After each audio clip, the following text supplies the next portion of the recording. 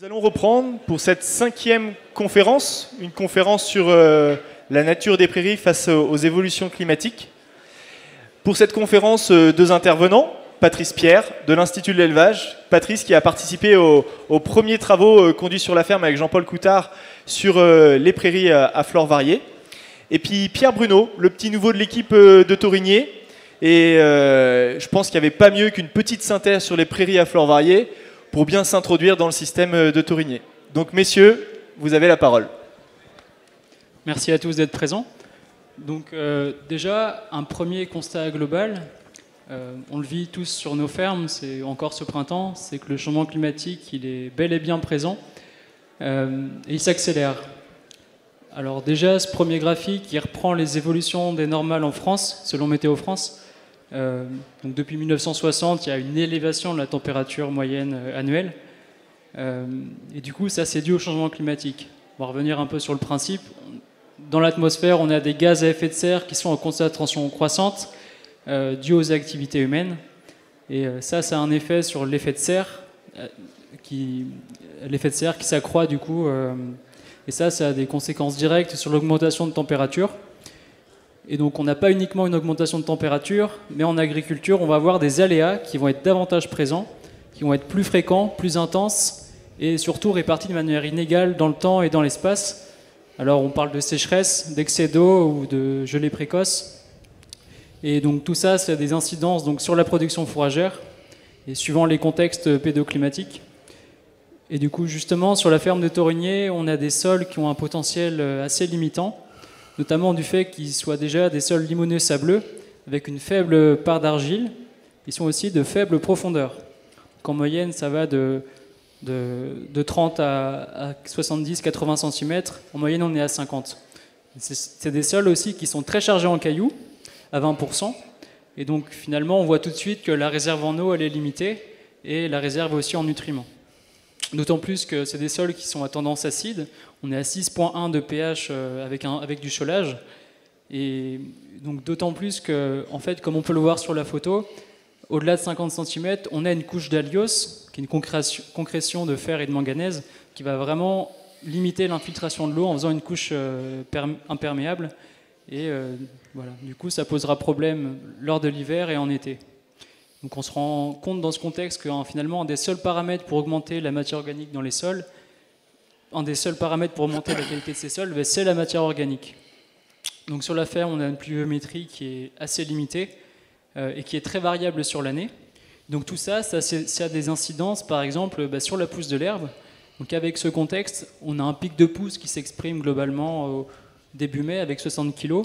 Et suivant les années sèches ou les années humides, on peut avoir des aléas comme les excès d'eau pour les années humides, où on a une pousse printanière qui est assez timide, qui se prolongera un peu en juin, juillet, alors que dans les années sèches, on a vraiment cette pousse qui se stoppe au mois de juin, et voilà, suivant l'intensité de la sécheresse, on aura plus ou moins d'herbes. Donc à Thorigné, on voit qu'on a un contexte qui est très limitant. Alors d'un point de vue agricole, c'est problématique, mais d'un point de vue recherche, c'est aussi très intéressant. Donc c'est pour ça qu'on a mené beaucoup de recherches sur ce sujet pour sécuriser justement la production fourragère à Thorigné. Donc face à ce contexte climatique, ces conditions de sol à la fois humides, séchantes et acides, la problématique des prairies devenait centrale dans la mise en place du système fourrager qu'on souhaitait installer dans des conditions de l'agriculture biologique. Les questions qui étaient soulevées à l'époque portaient finalement sur le type de prairie sur lequel il fallait aller. Est-ce qu'on pouvait, à la limite, transposer le modèle Régrat-Trèfle, ou est-ce qu'il fallait aller chercher une diversité dans les couverts permettant d'améliorer le comportement des prairies? Il y avait une autre question qui était relative à la prairie permanente et à la manière d'augmenter la productivité de ces couverts. Sans oublier les légumineuses qui sont le moteur azoté de ce système prairial qu'il nous faut mettre en place en bio.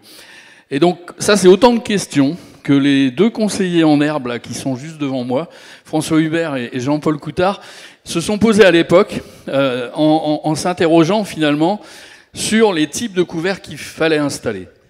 Donc, et rapidement, dans leur réflexion, est arrivée l'idée d'amener de la diversité dans la nature de ces couverts, renforcer le nombre des espèces, ou en clair, est-ce que le fait d'augmenter le nombre des espèces dans une prairie, c'est un levier permettant de renforcer sa productivité et sa robustesse à l'égard de l'aléa climatique.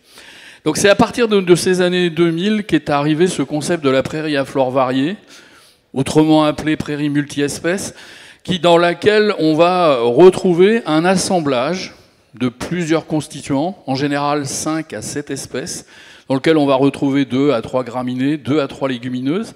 Alors des espèces qui ne sont pas choisies n'importe comment. Une prairie à flore variée, c'est pas un mélange de tout et n'importe quoi. C'est un mélange qui va assembler des espèces aux fonctions complémentaires, au regard du sol et de la contrainte sol dans lequel on les positionne, au regard du mode d'exploitation qu'on envisage, le mode d'exploitation dominant qui viendra sur cette prairie-là, au regard de la pérennité qu'on recherche derrière ce type de couvert, sans oublier un critère qui est important à prendre en compte dans la manière de mettre en place le mélange, c'est la sociabilité, la capacité qu'auront les espèces à se mettre en mélange.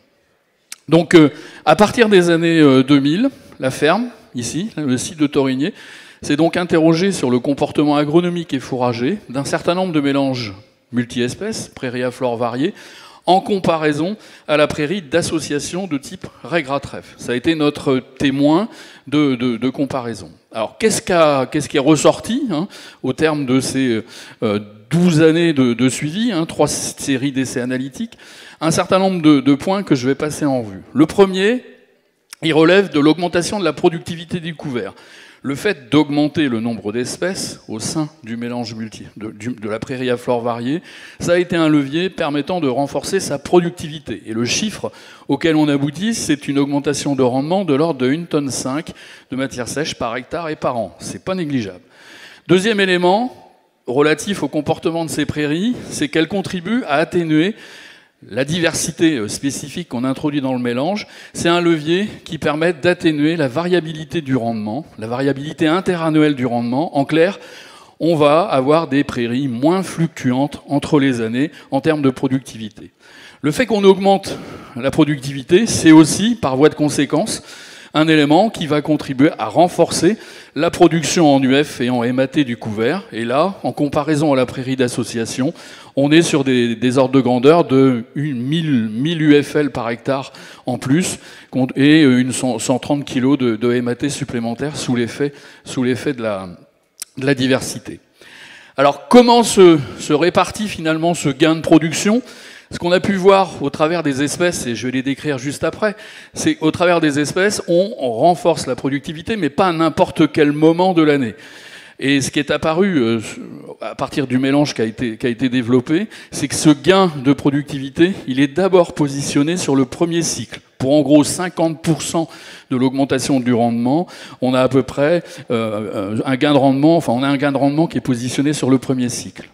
Le complément se répartit sur les cycles suivants, en gros 1/4 de tonne à chaque cycle sur les repousses automnales, automnale et hivernale. Donc là, l'augmentation de la productivité, elle est liée pour une bonne part aussi à l'utilisation d'espèces plus précoces. Alors précoces par rapport à leur date d'épiaison, précoces aussi dans leur démarrage en végétation. Ce gain de production, cette amélioration de production, c'est un niveau de l'ordre de 0,9 tonnes de matière sèche par hectare et par an. Et le fait d'augmenter la productivité sur le premier cycle, ça a un effet un petit peu contrebalançant sur la qualité du couvert, puisque sous l'effet de la dilution, sous l'effet de l'augmentation du rendement, on a un effet dilution sur notamment la teneur en MAT de la végétation sur le premier cycle, au même titre que ça peut avoir un impact sur la contribution des légumineuses. Enfin, dernier point qui est important, parce que souvent on disait au début, la prairie à flore variée, c'est la bonne prairie des petites terres, des situations de sol qui sont ici. Et en fait, on s'est amusé à la regarder dans des sols plus profonds. Et avec un gradient de profondeur allant de sol superficiel aux alentours de 40 cm jusqu'au sol profond d'ici, c'est-à-dire un peu plus de 60, ces écarts de rendement, on les observe dans toutes les situations. C'est quelque chose qui est reproductible, quel que soit le niveau de profondeur de sol dans lequel se retrouve la prairie à flore variée. 1 tonne 4, 1 tonne 5, 1 tonne 7 de différentiel de production. Donc dans ce contexte, les mélanges qui ont donc été testés sur la ferme de Torigné, il y en a eu une diversité, hein. Ils avaient tous pour objectif de répondre à 3 principales éléments de contrainte, on va dire. D'une part, être sur des prairies de longue durée, de l'ordre de 4 à 5 ans, des prairies qui sont exploitées d'abord en pâturage, et des prairies qui sont capables de résister à la contrainte sol dans laquelle on les retrouve, c'est-à-dire dans cette situation à forte alternance hydrique. Et dans ce contexte, il y a un mélange, une prairie à flore variée qui s'est distinguée. On l'appelle le mélange Torigné, parce qu'aujourd'hui, il a trouvé une place un peu dans pas mal d'endroits. C'est une base dans laquelle on va retrouver de la fétuque élevée, à hauteur de 10 kg, du raigrand anglais demi-tardif. On peut mélanger les ploïdies, diplo et tétra, à hauteur de 8 kg, et une base légumineuse renforcée, du trèfle blanc, du trèfle hybride et du lotier. Chacune de ces espèces, elle joue un rôle, elle a une fonction attendue au sein de ce mélange. La fétuque élevée, elle va être là pour sa rusticité, pour sa capacité à mieux supporter le contexte d'alternance hydrique. C'est aussi une espèce qui va renforcer le potentiel de production. On est sur une grande graminée, donc à port dressé, donc elle a cette contribution dans le rendement. Ensuite, le raigrand anglais, lui, on l'attend sur son aptitude au pâturage. Il va quelque part amener une aptitude à l'utilisation en pâturage de par la fonction d'engazonnement qu'il est capable de mettre en place. C'est-à-dire qu'il va, par le talage, aussi contribuer à fermer la prairie.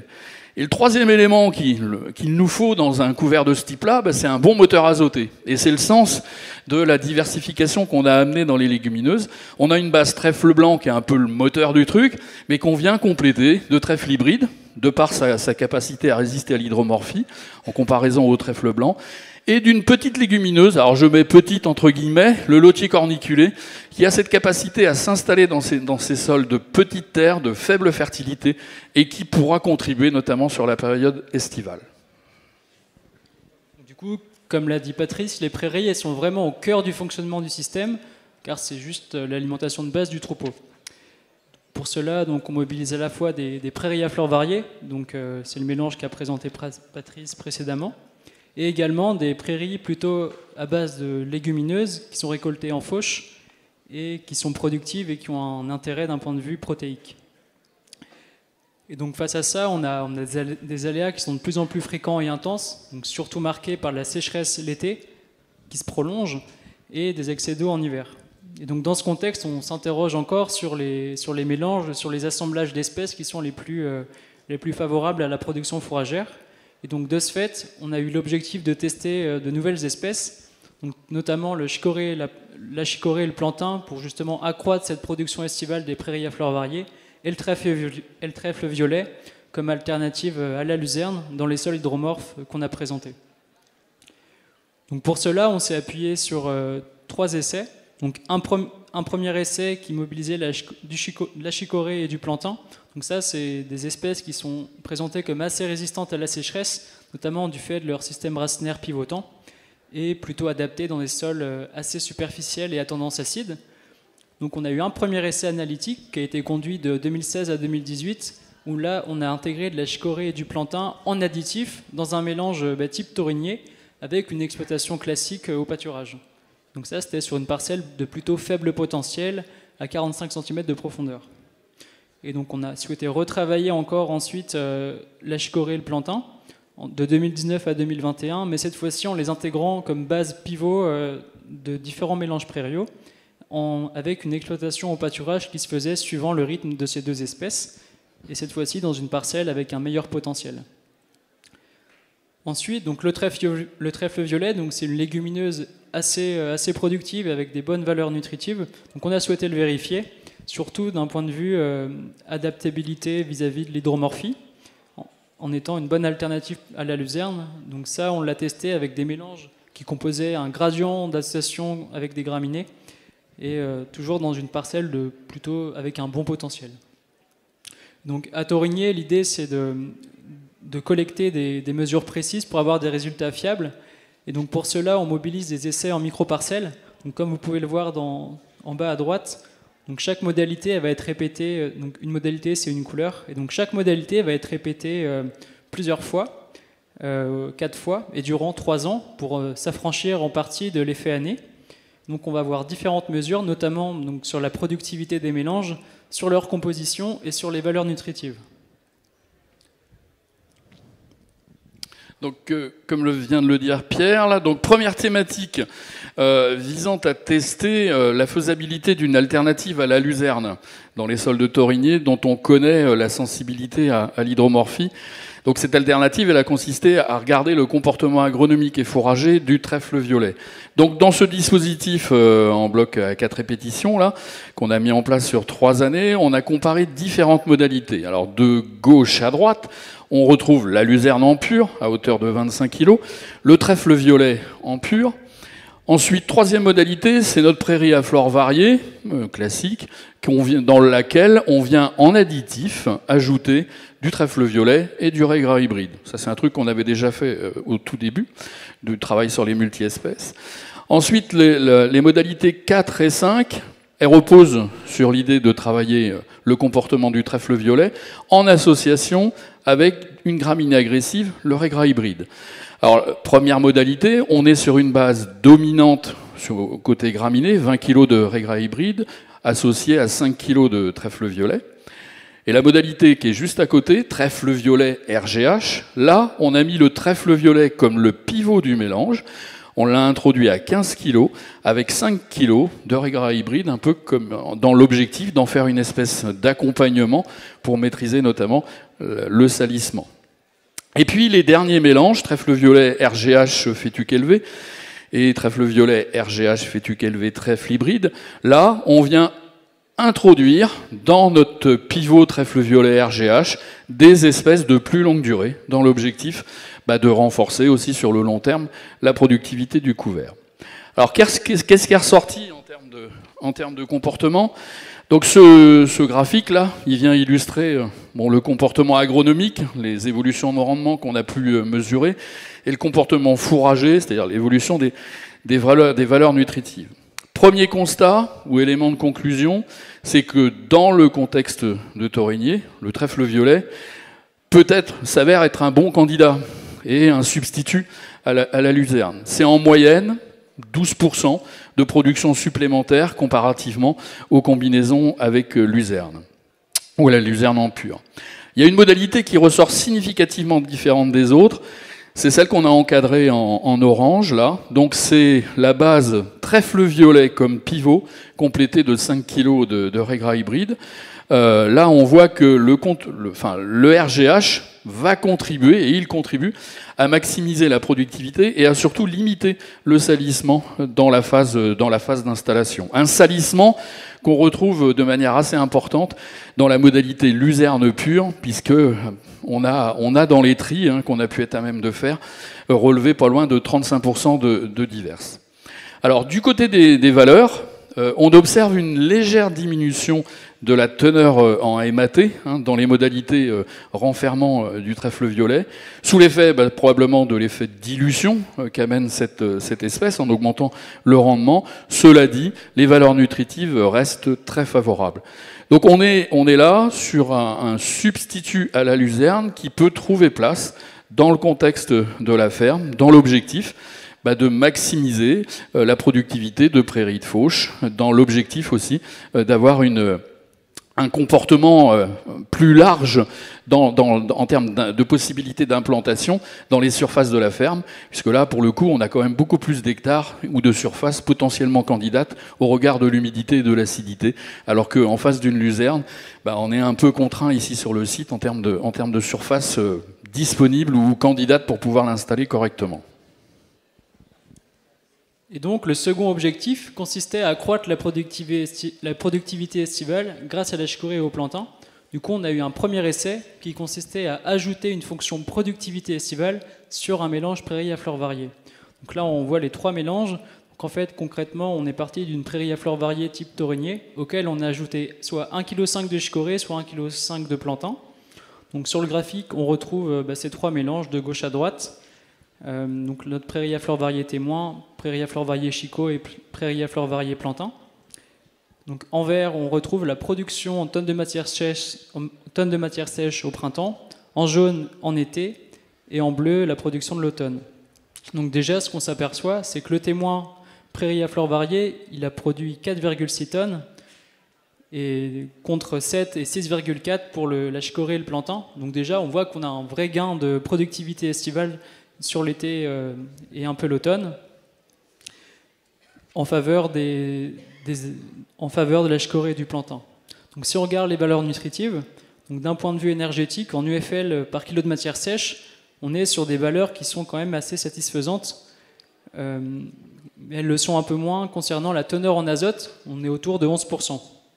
Et donc ça peut être aussi lié à une différence de rythme de végétation, notamment du fait que la chicorée et le plantain font des montées à tiges assez rapides et contribuent à diluer la valeur azotée dans la matière sèche. En plus d'avoir un caractère invasif qui est assez compliqué à gérer avec une prairie à fleurs variées. Donc ces éléments, ils font que intégrer ces espèces-là dans une prairie à fleurs variées conduite en bio, avec un rythme classique d'exploitation, ça s'avère assez peu pertinent, quand bien même on a un gain de productivité sur l'été. Et donc justement, on a souhaité retravailler ces espèces, mais plutôt comme pivot d'un mélange. Et donc là, on retrouve 7 mélanges. Donc le premier, c'est notre témoin prairie à fleurs variées. Ensuite, encadrés en bleu, viennent 2 mélanges plutôt axés productivité, qui ont été construits à partir des chicorées de plantain, donc à 3,5 kg chacun. Donc dans le premier cas, on a aussi souhaité ajouter une légumineuse, donc du trèfle hybride, et dans le second cas, on a diversifié en ajoutant du trèfle blanc. Ensuite, quatrième mélange, on a conservé une base chicorée plantain, mais cette fois-ci à 2 kg par hectare. On a conservé le mix légumineuse et on a ajouté du RGA. Cinquième cas, on a diversifié en ajoutant de la fétuque. Et enfin, on retrouve toujours une modalité avec une prairie à base de prairie à fleurs variées type taurinier, auquel on a ajouté 1 kg de chicorée et 1 kg de plantain pour retester un peu les mélanges en additifs. Et donc, vu qu'on a construit ces mélanges à base de chicorée et de plantain, on a eu un rythme d'exploitation plus rapide, vraiment adapté à leur physiologie. Et en plus, on a exploité ces micro-parcelles avec un lot de bovins pâturants, ce qui fait qu'on avait des restitutions azotées sur les parcelles. Donc si on regarde ce que ça donne, donc en fait ce graphique qui reprend la productivité moyenne par hectare sur les 3 ans des différents mélanges. Donc toujours en vert la production au printemps, en jaune en été et en bleu pour l'automne. Donc déjà ce qu'on voit c'est que notre prairie témoin, elle a produit 7,2 tonnes. Et que si on compare ça aux autres mélanges, il n'y en a qu'un seul qui va se différencier significativement. C'est le mélange numéro 4, qui a produit 1,4 tonne en plus. Et si on analyse cet écart de productivité, en fait, on voit qu'il se fait essentiellement sur l'été, donc à 80%. Et donc ce quatrième mélange, c'est une modalité qui contient donc 2 kg de chicorée de plantain, des légumineuses, donc trèfle hybride, trèfle blanc, et également du RGA. Et on voit que le RGA, il a aussi un rôle de précocité au printemps, il va être un peu plus précoce en démarrage, et il va être aussi plus agressif, donc il ressort quand même assez complémentaire de la chicorée et du plantain. Et du coup, en termes de valeur nutritive, entre les différents mélanges, on voit qu'on n'a pas d'écart significatif, on a des très bonnes valeurs par contre, autour de 7,5% de MAT, et en UFL aussi, on se rapproche de 1 UF pour tous les mélanges. Et du coup, ces résultats, ils nous font choisir ce quatrième mélange au sein du système pour justement travailler et valoriser ce gain de productivité sur l'été et ces très bonnes valeurs nutritives avec une exploitation au pâturage et avec une conduite spécifique, justement. Quelques éléments de conclusion. Donc, comme on vient de le présenter, la prairie, ou plutôt les prairies, il faut mettre un S, il faut parler au pluriel, leur complémentarité qu'on peut être à même de mettre en place à l'échelle de l'exploitation, c'est finalement le moteur du système. Un moteur qui contribue à faire en sorte que l'herbe, dans le système de taurinier, elle contribue à 83% de la matière sèche ingérée par les bovins. C'est pour moitié de l'herbe pâturée, le fourrage le plus équilibré, le plus économique. Et le développement et la mise en place de ce système a largement été influencé par le développement des prairies à fleurs variées, à dominante pâturage qu'on a su adapter au contexte de sol, Il est largement aussi lié à la mise en place de prairies un peu plus spécialisées dédiées à la fauche, sans oublier le rôle que jouent ces couverts sur les aspects biodiversité, stockage du carbone. Et je dirais que pour amener quelques éléments un petit peu synthétiques autour de l'exploitation, l'utilisation, la valorisation de ces couverts prairiaux, ça a été finalement la clé de la mise en place d'un système autonome, puisque aujourd'hui, le système est à 100% autonome sur la partie alimentaire. C'est un peu plus aux alentours de 2,25 tonnes de matière sèche de stock par UGB, et c'est un chargement de l'ordre de 1 UGB 10, en phase avec ou en cohérence avec le potentiel des sols de l'exploitation. Alors ça relève forcément d'un travail et d'un raisonnement sur les leviers d'adaptation. Dans ce raisonnement, on l'a dit tout à l'heure, la question de la manière de composer la prairie à flore variée, elle a joué un rôle important. C'est-à-dire qu'on ne fait pas des mélanges n'importe comment, on va associer des espèces en essayant de faire en sorte qu'elles amènent des fonctions complémentaires au sein du couvert. On n'a pas une diversité de couverts. Il y a trois grands types de végétation qui composent un peu ce socle prairial. C'est la prairie à flore variée de Thorigné dont on parlait tout à l'heure. C'est des prairies qui auront pour vocation d'amener une contribution dans la pousse estivale quand on introduit de la chicorée. Et c'est des prairies dans lesquelles on va renforcer la composante légumineuse parce qu'il nous faut aussi de bonnes qualités de récolte via les légumineuses. Alors tout ce travail-là, ça n'a pas été sans questionnement, sans interrogation, et il y a eu en ont découlé un certain nombre d'interrogations. La première, elle a porté sur la question de l'implantation. Alors ici à Thorigné, comme un peu partout d'ailleurs, on est soumis à des périodes des mois de septembre qui sont de plus en plus caniculaires, avec des journées où les fortes températures sont importantes. Résultat, des conditions d'implantation qui se trouvaient fragilisées. Et c'est dans ce contexte-là, en fait, que la ferme a travaillé aussi un autre levier qui a été présenté ce matin, je crois, en conférence. Il y a un atelier aussi autour de ça.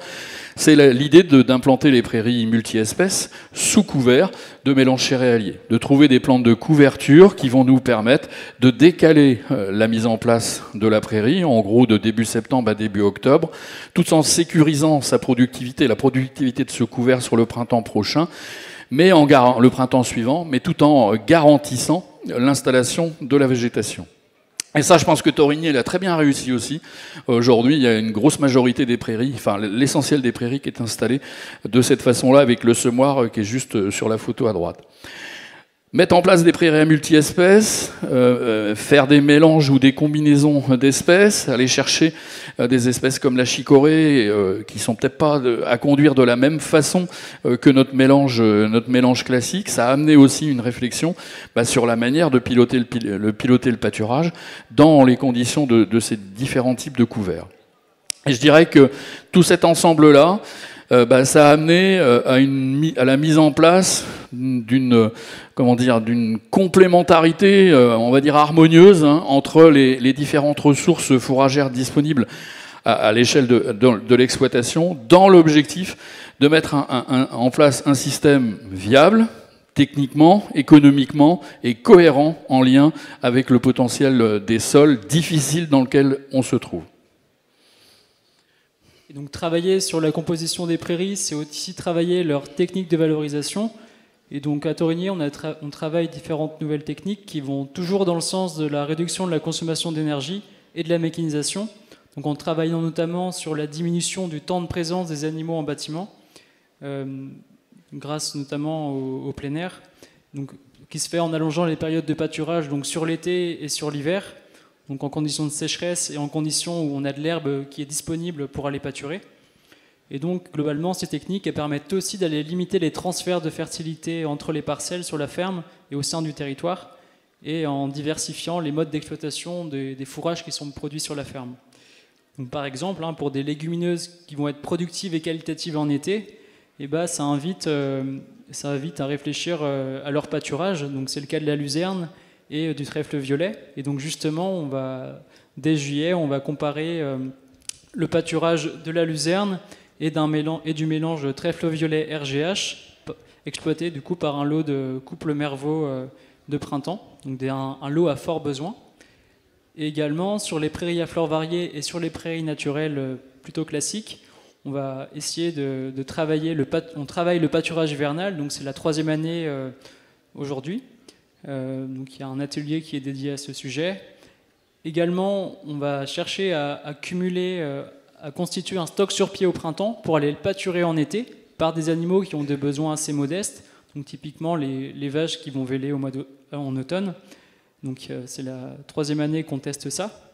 Et également le bale grazing. Donc le bale grazing, c'est de l'affouragement rationné de foin au pâturage. Et du coup, on le pratique aussi bien en été qu'en hiver. Et donc là aussi, on fait des mesures pour objectiver cette nouvelle technique. Et donc finalement, on voit que ce soit les assemblages ou ces techniques les assemblages des prairies ou les techniques de valorisation, elles vont dans le sens d'une meilleure connexion entre les sols, les plantes et les animaux. Et donc finalement, tout ça, ça nous fait dire que prairies et bovins pâturants, c'est vraiment la clé pour des systèmes d'élevage qui soient durables et résilients. On vous remercie.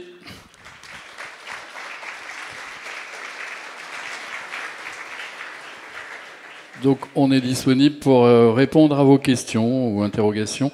Un micro va circuler.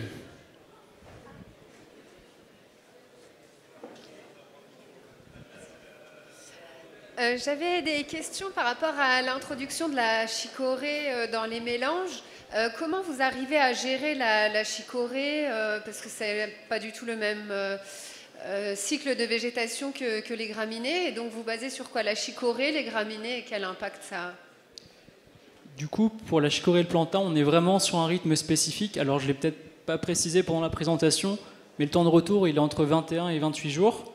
En hiver, on est plutôt de l'ordre de 50 jours.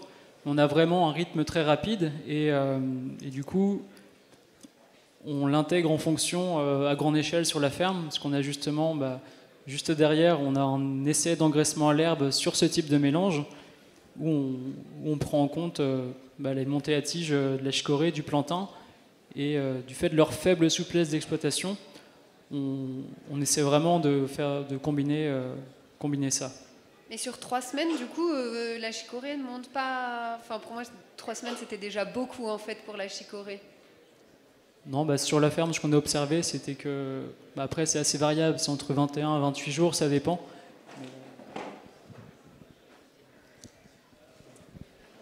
D'autres questions? Autre question?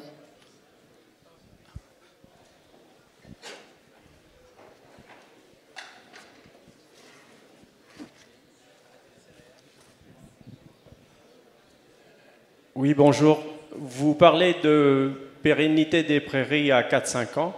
On rencontre sur le terrain de plus en plus de gens qui poussent ça à 7, 8, 9 ans. Donc, pourquoi ce n'est pas testé? Est-ce que vous pouvez nous expliquer cela? Alors ici, la prairie est en rotation, donc le système il repose sur des successions culturales, et là on essaye aussi de positionner la prairie au regard des services agronomiques, et notamment la fourniture d'azote qu'elle est capable d'apporter aux cultures suivantes. C'est aussi dans cet objectif-là que les rotations sont finalement réduites à 4-5 ans. En termes il nous faut des légumineuses, il nous faut de l'azote dans le système, et c'est aussi c'est par rapport à cet objectif-là qu'on retrouve ces durées de vie ou ces durées de succession culturelle, introduisant la prairie.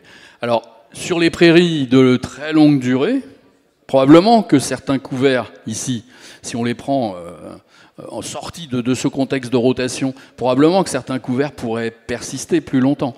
La clé de cet allongement ou du vieillissement, la clé de la pérennité qu'il faudra rechercher dans cet objectif-là, il va être lié à l'équilibre dans la végétation. C'est-à-dire qu'à partir du moment où votre couvert renferme des légumineuses, renferme un moteur azoté, avec des graminées qui restent productives, on peut pratiquement conserver la végétation en termes d'utilisation. Ça, je ne conteste pas cette idée-là. Jean-Paul.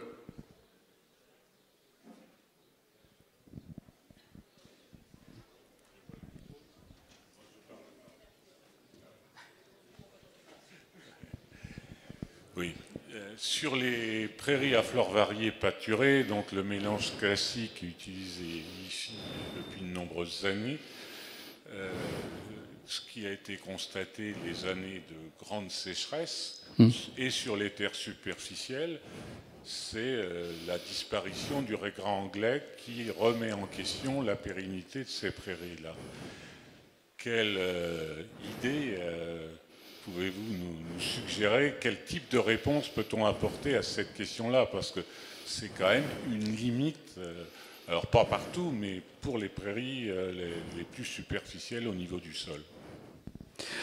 Alors, ça, c'est une vraie problématique, qui est celle du comportement de nos variétés de raigrand anglais dans des sols superficiels, mais face aussi à un contexte de sécheresse récurrent. On constate effectivement qu'il fait partie de ces espèces qui sont souvent dans les premières à disparaître de la végétation. Alors, je dirais qu'il y a deux réponses. Il y a une réponse qui va consister à être un peu dans la prévention. La première, cette réponse en termes de prévention, c'est d'éviter le surpâturage en période estivale. Ça, ça peut être une évidence, mais souvent, ce facteur, ces conditions de surpâturage, elles vont être un facteur amplifiant à la problématique de la sécheresse qui vient faire crever le raigrand anglais. Deuxième élément de réponse qu'on est en train de travailler là. Alors les réponses ne sont pas encore abouties, mais c'est l'idée d'aller chercher une diversité génotypique au sein des raigrands anglais. Aujourd'hui, dans ce qu'on utilise, dans le raigrand anglais classiquement, c'est des raigrands anglais intermédiaires, épisons en gros de la mi-mai, voire des raigras un peu plus tardifs. Et est-ce qu'il n'y a pas intérêt à amener dans ces compositions prairiales une diversité génotypique plus importante? En clair, faire des mélanges de variétés autour du raigrand anglais, autour des autres espèces aussi, dans l'objectif de gagner en robustesse. Et ça, c'est un truc qu'on a en essai en ce moment, avec l'idée d'introduire des mélanges multi-espèces, multivariétés. Ça a été travaillé à Lusignan. Lusignan, station INRA, dans le contexte de Lusignan, qui n'est pas le contexte de Torigné, où ils se sont aperçus en fait que le fait d'augmenter la diversité génotypique au sein des mélanges multi-espèces, donc le fait d'augmenter le nombre de variétés, en allant chercher des variétés qui sont écartées entre elles. Il ne faut pas prendre des variétés qui sont très proches les unes des autres en termes de comportement. Alors, les éléments de réponse auxquels ils ont abouti, c'est que ça ne renforce pas la production. C'est d'abord la diversité spécifique qui augmente le rendement. La diversité génotypique, elle ne joue pas là-dessus. En revanche, ce dont ils se sont rendus compte, c'est que cette diversité génotypique, elle rendait la prairie plus robuste, notamment dans des contextes d'aléas, dans des contextes de sécheresse estivale plus marqués. Et troisième élément de réponse, c'est que cette diversité génotypique, elle amenait un meilleur équilibre dans le temps des composants du mélange. Parce que ça, on n'en a pas parlé, mais c'est souvent une réflexion de la part des éleveurs, utilisateurs de la prairie multi-espèces. Je sème 5-7 constituants et ça bouge très vite. Et là, il y a un vrai travail à faire sur la manière d'équilibrer les mélanges. Alors nous, en France, on ne travaille pas la question de la sociabilité au sein des mélanges, mais c'est probablement quelque chose qu'il faudrait à terme regarder en matière d'inscription. Oui, Albert Hardy, vous n'intégrez pas dans vos résultats l'impact de la composition de la prairie, je schématise mélange par rapport à raigrand anglais, sur les performances animales. Or, on sait que le fait d'avoir de la fatigue élevée dans une prairie, ça a été montré il y a un certain nombre d'années, plombe complètement les performances animales par rapport à du raigrand anglais. Donc, si on compare vos résultats, on les traduit en gain de poids vif par hectare, les écarts seraient sans doute plus réduits entre la prairie à flore variée et les prairies plus à base de raigrand anglais. Quel est votre avis, monsieur l'expert? Je vais me permettre de nuancer un peu le propos. Ce que tu viens de dire, là, pour moi, ça s'adresse à la phase dans laquelle on rentre, là, cette phase de montaison en présence d'une graminée fétuque élevée en conditions de montaison. Quand on travaille sur des stades végétatifs de ces couverts-là, fétuque élevée au stade végétatif, en présence de légumineuses, en termes de valeur nutritive, il y a très peu d'écart entre cette prairie à flore variée et cette prairie d'association. Et la réponse animale, elle est quasiment la même. Alors, la ferme, alors moi je les ai pas là sous la main, mais la ferme a fait des travaux là-dessus. François. Après, peut-être pour compléter juste la question d'avant, ben justement, après on fait ça étape par étape. Dans un premier temps, on essaie d'identifier les mélanges qui, d'un point de vue productif et valeur nutritive, nous semblent les plus performants. Et ensuite, on les teste sur le modèle animal. Et justement, par exemple pour la chicorée, donc, on a un mélange qui est différencié sur le plan des valeurs nutritives, sur le plan de la productivité. Justement, on a un essai pour tester leur valorisation par les animaux.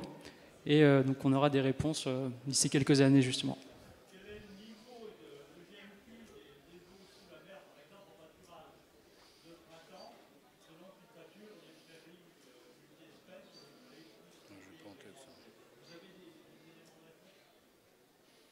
Je les ai pas en tête, ces éléments-là. Je pourrais te les redonner, mais...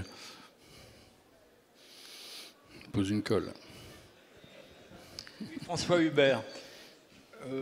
Évidemment, moi j'ai envie de maintenir l'originalité de Thorigné, à laquelle j'ai un peu participé. Et je me demande s'il ne faut pas essayer une plante qui est tout à fait remarquable et originale par son nom au moins, c'est la Sanguisorba minor, qu'on appelle la pimprenelle. Alors je ne dis pas ça par hasard parce qu'il se trouve que quand j'ai fait des visites de prairies en montagne, j'ai observé, mais ce n'était pas la Sanguisorba minor, c'était la Sanguisorba finissinalis, il y en avait plein, les vaches adoraient. Alors on a fait un essai, ici, on sursemis dans des prairies naturelles, malheureusement on ne l'a pas beaucoup retrouvé. L'avantage est une rosacée, donc on change complètement de famille, c'est pas météorisant. Il faut voir si ça marche, quoi. Mais ça ferait venir du monde, la pimprenelle, ça attirerait.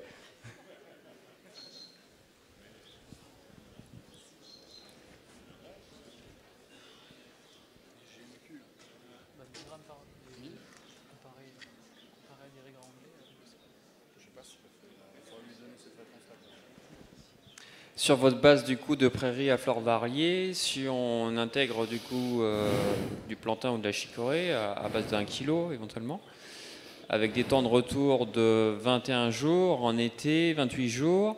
Tout à l'heure on parlait de pérennité de la prairie et un des facteurs du coup c'est le surpâturage en été. Est-ce que vous craignez pas du coup de diminuer la pérennité des prairies et notamment du ré gras qui peut-être sera moins périn dans ce mélange-là? Probablement. La chicorée, c'est une plante qui est agressive, hein, donc elle fera le ménage aussi. Hein. Donc c'est sûr que... Mais il ne faut pas les voir comme... on n'en a pas fait une prairie à usage multiple. Enfin, je ne sais pas si je suis clair là, mais on a des prairies à fleurs variées, on a des prairies dans lesquelles on introduit de la chicorée, des mélanges à base de légumineuses. C'est trois types de couverts avec 3 modes d'emploi un peu différents. Forcément que celles-là, elles auront peut-être un petit peu moins de pérennité sous l'effet de l'agressivité que peut exercer la chicorée dans le mélange, quoi.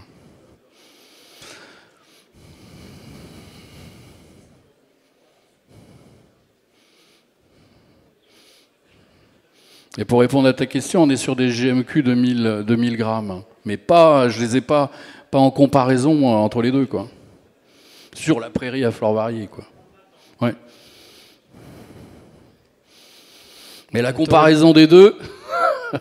Voilà, à Thorigné, il y a eu sur la première phase de sélection, ré gras anglais, trèfle blanc, ça a été éliminé. Autre question ?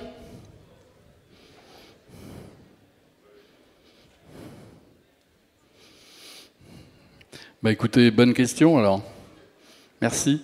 Merci à vous. Merci à vous.